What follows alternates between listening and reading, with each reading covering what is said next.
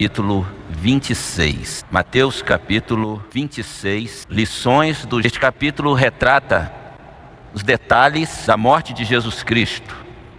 E eu quero que você permaneça com a Bíblia aberta para nós lermos algumas partes deste capítulo. Versículo 2 vai nos dizer assim: como vocês sabem, estamos a 2 dias da Páscoa, e o Filho do Homem será entregue para ser crucificado. O próprio Senhor Jesus, sabedor que era de tudo que o Pai havia planejado, ele anuncia aos seus discípulos que em breve ele estaria sendo entregue, ele estaria sendo morto. E mesmo Jesus avisando, os discípulos se viram como... Por favor, desliga aquele ventilador para mim, e acho que o outro aqui também. Os discípulos ficaram tanto quanto atordoados com esta notícia. O verso 6 continua e diz: estando Jesus na casa de Simão, o leproso, aproximou-se dele uma mulher com frasco de alabastro, contendo perfume muito caro. Todos conhecemos a história. Aquela mulher ungiu o corpo de Jesus. E os discípulos vejam que Jesus está anunciando a sua morte. E eles ficam indignados. Você já percebeu que as pessoas que não têm uma experiência com Cristo, elas ficam indignadas quando você entrega uma oferta na igreja, quando você abençoa a obra do Senhor financeiramente? Porque o diabo, na verdade, ele não quer que façamos nada que venha contribuir para a expansão do Evangelho. Aquela mulher ungiu o corpo de Jesus, os discípulos ficaram indignados e ele disse: vocês terão os pobres sempre com vocês. Ela ungiu o meu corpo e este ato será lembrado por onde esse Evangelho for pregado. O que você faz na obra do Senhor jamais será esquecido. Amém ou não? Aquilo que você faz aqui tem eco na eternidade. O verso 8 vai dizer: os discípulos, ao verem isso, ficaram indignados e perguntaram: por que esse desperdício? Este perfume poderia ser vendido por alto preço e o dinheiro dado aos pobres. As pessoas até pousam de cuidadosas dos necessitados, mas com os recursos do outro, não com seus próprios recursos. Era uma justificativa dos discípulos, que ficaram pasmos quando viram a atitude daquela mulher. A tua atitude pode decepcionar as pessoas, mas a tua atitude estará glorificando o nome do Todo-Poderoso. É isso que você tem que entender. E o texto continua no verso 12 e diz: quando derramou este perfume sobre o meu corpo, ela o fez a fim de me preparar para o sepultamento. Os discípulos não estavam nem aí com os ensinos de Jesus a respeito da brevidade da sua partida e da dor que ele tinha no coração. Às vezes nós caímos nesta tentação. A pregação do Evangelho é urgente nos dias de hoje, porque Jesus morreu para salvar pessoas e determinou que preguemos o Evangelho, mas às vezes nós nos perdemos nos discursos que nada tem a ver com o propósito central de Jesus. Enquanto isto, as autoridades estavam conspirando para ver como mataria Jesus. E a partir do verso 14, o texto sagrado nos diz: então um dos 12, chamado Judas Iscariotes, dirigiu-se aos chefes dos sacerdotes e lhes perguntou: o que me darão se eu entregá-lo a vocês? E fixaram-lhe o preço, 30 moedas de prata. Meus amados, é triste um episódio como este, porque Judas, ele era íntimo de Jesus, ele era pessoa de confiança de Jesus, inclusive para contabilizar os recursos financeiros. É um perigo quando as pessoas têm ambição na área financeira. Eles vendem a alma, eles vendem os melhores amigos. E foi isso que Judas fez, mesmo tendo sido chamado por Jesus, mesmo caminhando com Jesus, mas o seu coração estava aprisionado às coisas desta vida. Jesus, ele vai instituir a ceia que nós vamos inclusive celebrar hoje. Todo esse episódio dizia respeito a um plano divino que havia de se cumprir. Alguns vão querer dizer que Judas já nasceu para isto, determinado para isto. Eu não creio desta maneira. Até porque outros seguidores de Cristo tinham mais propensão de fazer o que Judas fez. Tomé é um deles. Pedro é outro. Um negou, outro duvidou. Judas foi chamado por Jesus para segui-lo, e ele o seguiu. Como muitos às vezes recebem o chamado e começam a seguir a Jesus. Interesses às vezes falam mais alto do que o comprometimento. Quando você vai a Jesus com o interesse não de usufruir benefícios próprios, mas de servi-lo, é uma coisa diferente daqueles que querem seguir a Jesus apenas em busca dos seus benefícios pessoais. E dá-me a entender que Judas seguia Jesus apenas em busca dos seus interesses. E para ele Jesus o decepcionou. Como muitas pessoas às vezes se sentem decepcionadas. Há pouco tempo uma pessoa me procurou e disse: eu estava a ponto de sair da igreja, pastor, porque eu tenho pedido a Jesus. Não vou mencionar o que foi, mas ela disse: eu preciso resolver a situação, e eu não ouvi resposta alguma. Muitas vezes você não vai receber resposta de Deus. Muitas vezes você vai ter que ler no silêncio de Deus, e isso nós veremos no texto bíblico. O verso de número 21 diz assim: quando estavam comendo, ele disse: digo que certamente um de vocês me trairá. Jesus já sabia, porque ele era o Deus encarnado. Mas limitado estava, como diz Paulo escrevendo aos Filipenses: sendo feito em forma de Deus, não teve por usurpação o ser igual a Deus, mas aniquilou-se a si mesmo, tomando a forma de servo, e na condição de servo suportou e morte de cruz, pelo que Deus o exaltou e lhe deu nome que está posto sobre todo nome, para que ao nome de Jesus Cristo se dobre todos os joelhos dos que estão nos céus, na terra e debaixo da terra, ou seja, anjos, seres humanos e demônios, todos o reconhecerão como Deus encarnado, mas ele se autolimitou e sofreu as tuas dores, as minhas dores. Ele sofreu como qualquer um de nós, não foi uma utopia. Ele tomou as suas dores, como diz o profeta Isaías no capítulo 53. Ele foi martirizado, como se você estivesse sendo martirizado, mas você não o foi, nem o será, porque ele foi martirizado por você. E Paulo diz no capítulo 8 de Romanos que Deus não poupou o seu próprio filho, mas antes o entregou por nós. Como não nos dará também com ele todas as coisas?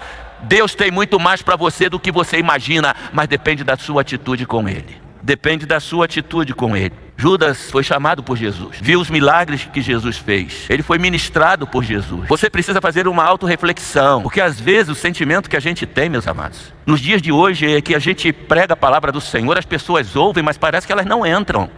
As palavras não entram, não há mudança de vida. E você corre um sério risco de ser um seguidor de Jesus, mas à distância, sem ter experiências profundas com ele. Olha o que Judas diz, no verso 25. O Senhor diz que ele havia de ser traído. Olha o que o traidor diz. Então Judas, que haveria de traí-lo, disse: porventura sou eu, mestre? Porventura sou eu?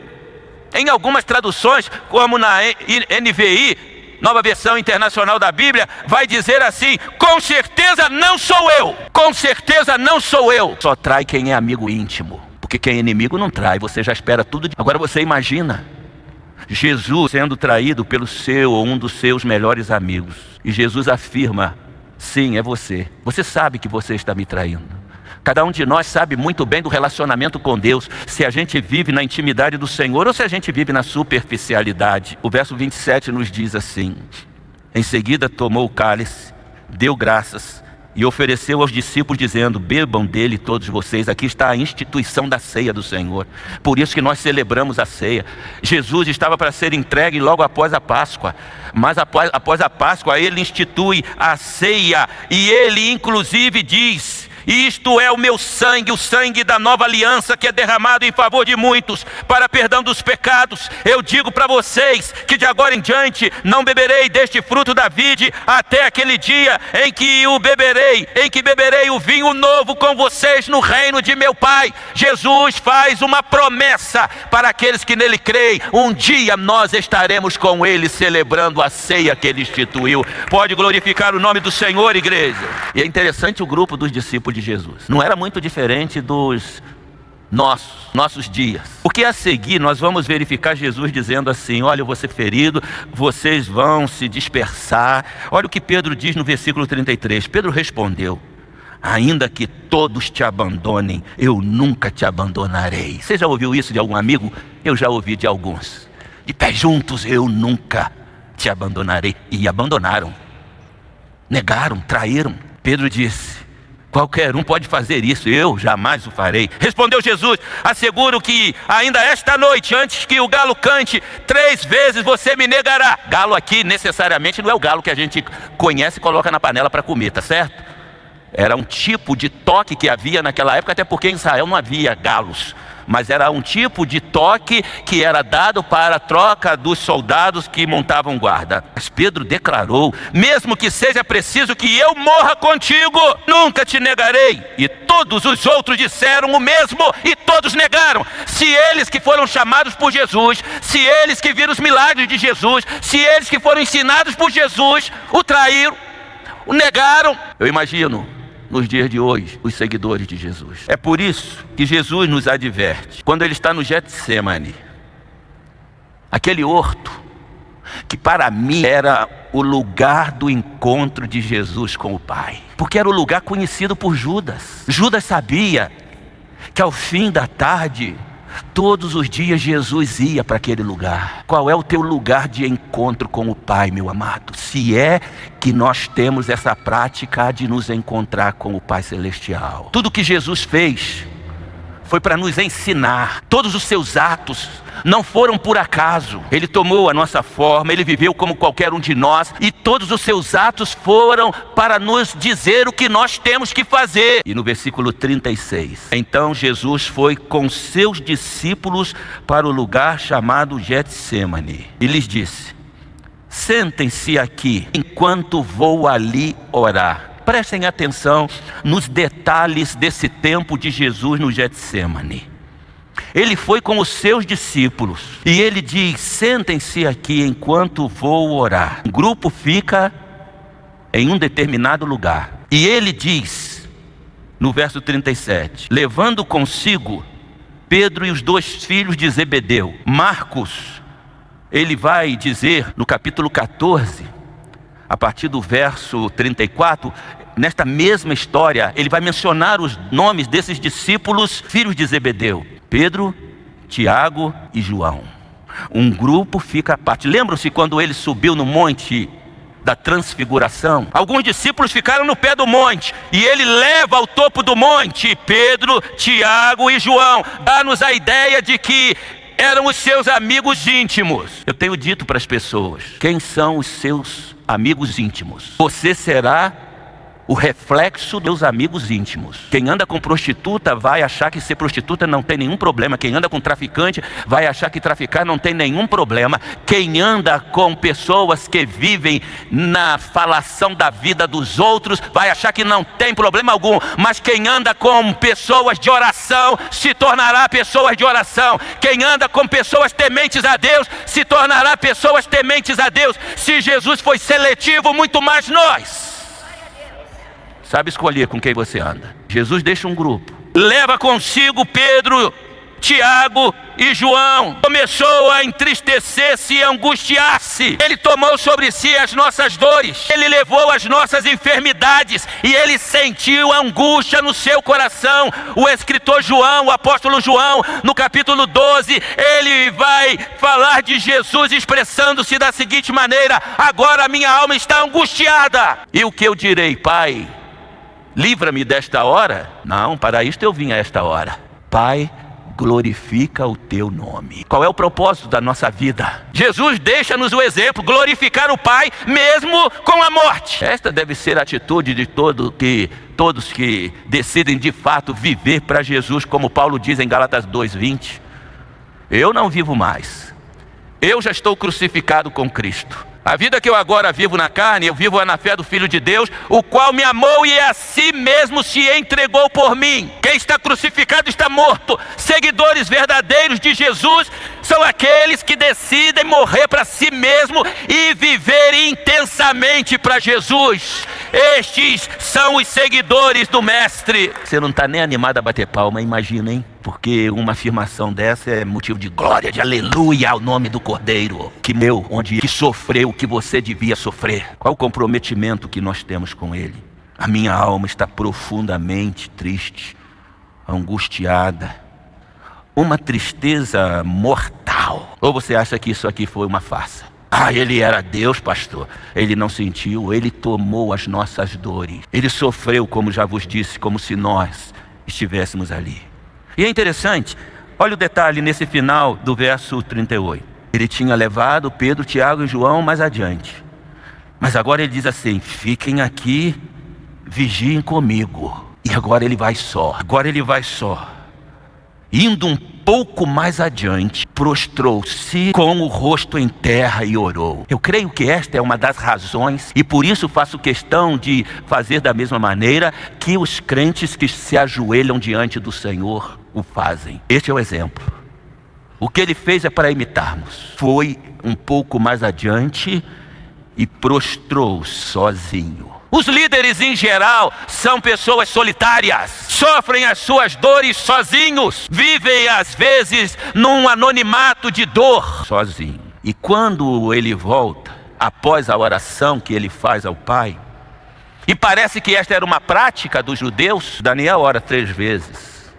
Jesus ora 3 vezes. E Jesus ora com clareza e franqueza: Pai, se possível for, afaste de mim este cálice, contudo não seja como eu quero, mas sim como tu queres. Não é como eu quero, é como Deus quer. E a dor de Jesus não era apenas porque haveria de enfrentar a morte, mas a dor de Jesus é que ele estava levando sobre si o preço dos nossos pecados, o preço das nossas transgressões. O pecado que nos condenava, ele levou e ele cravou na cruz do Calvário. Por isso é que temos acesso à presença de Deus, porque ele abriu o caminho para que nós pudéssemos ir ao trono da graça de Deus. Aleluia! Agora, meus amados, quando ele volta, diz o verso 40, os discípulos encontravam dormindo. Eu creio que é o que tem acontecido nos dias de hoje. Enquanto ele está angustiado por ver pessoas indo para a perdição eterna, pelas quais ele deu a sua vida, a igreja parece que está adormecida nos seus entretenimentos, nas suas distrações. Vocês não puderam vigiar comigo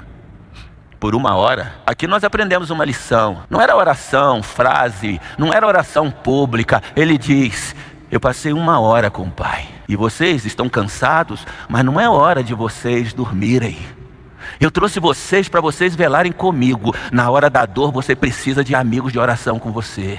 Você precisa de companhia. Você precisa de ajuda. Por isso ele levou os seus amigos. Mas os seus amigos, cansados que estavam e não entendendo a sua dor, o seu sofrimento, dormiram. E Jesus vai orar novamente. E ele o faz por 3 vezes. E diz o texto sagrado que a sua dor foi tão grande, o seu suor, e era época de frio, não era época de calor, mas a sua dor era tão grande que ele começa a suar sangue. O preço que ele pagou sozinho. E disso nós tiramos uma lição. Você é o que é, dependendo daquilo que você faz quando você está sozinho. Se sozinho, quando ninguém está te vendo, você tem uma vida na presença de Deus exaustivamente. Você quer ter uma vida de poder, uma vida de realizações profundas que Deus tem para nós.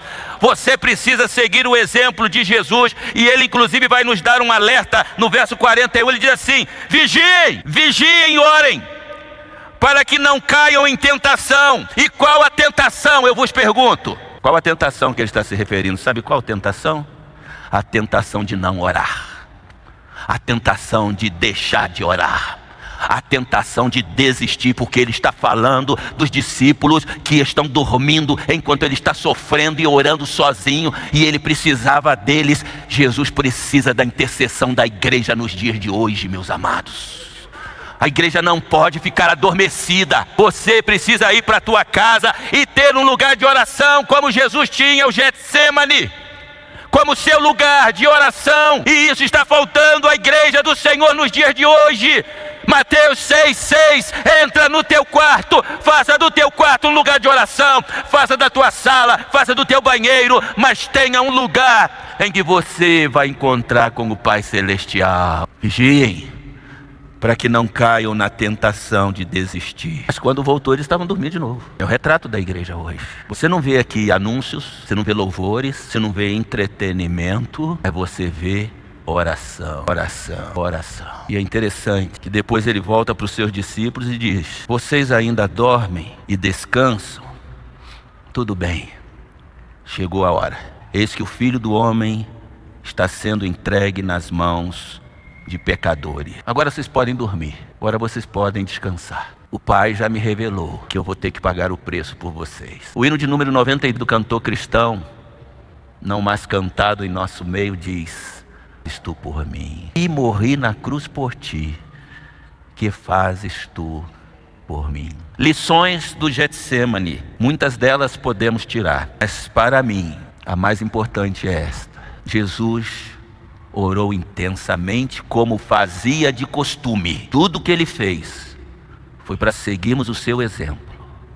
Que você saia daqui hoje com esse propósito: eu preciso ser um homem de oração, eu preciso ser uma mulher de oração. Tenha o seu tempo com Deus. A realidade da tua vida, da tua família, a realidade da igreja vai mudar. A realidade vai mudar porque o fogo do Espírito vai cair sobre nossas vidas e nós vamos ver pessoas sendo libertas de Satanás, milagres acontecendo e muitos se rendendo aos pés de Jesus. Que Deus nos abençoe. Amém. Glorifica o nome do Senhor. Ele disse aos seus discípulos: prepare o lugar onde eu vou celebrar com vocês. Aqui está o lugar onde nós estaremos celebrando com Jesus até que ele volte. Os diáconos vão estar preparando os elementos da ceia. E o apóstolo Paulo, ele diz no capítulo 11 da primeira carta aos Coríntios, ele diz: eu recebi do Senhor o que eu vos ensinei. Que o Senhor Jesus, na noite em que foi traído, tomou o pão, tendo dado graças, o partiu e disse: isto é o meu corpo que é partido por vós. Vocês vão fazer isso em lembrança, em memória de mim. A ceia não é do pastor, a ceia é do Senhor. Eu recebi do Senhor, diz Paulo, o que eu vos ensinei. O Senhor Jesus, na noite em que foi traído, mesmo na noite em que foi traído, tomou o pão, tomou o cálice, deu graças, cantaram um hino após, foram para o Monte das Oliveiras fazer o quê? Orar, orar. Eu louvo a Deus, eu fiquei muito feliz nesta semana, quando um grupo de mulheres às 6 horas da manhã, encabeçado por minha esposa, foram para um determinado lugar orar, como fazem semanalmente. A igreja é sustentada pela oração. A igreja avança pelo poder da oração. Se una a homens e mulheres de oração e você verá a diferença que fará na tua vida.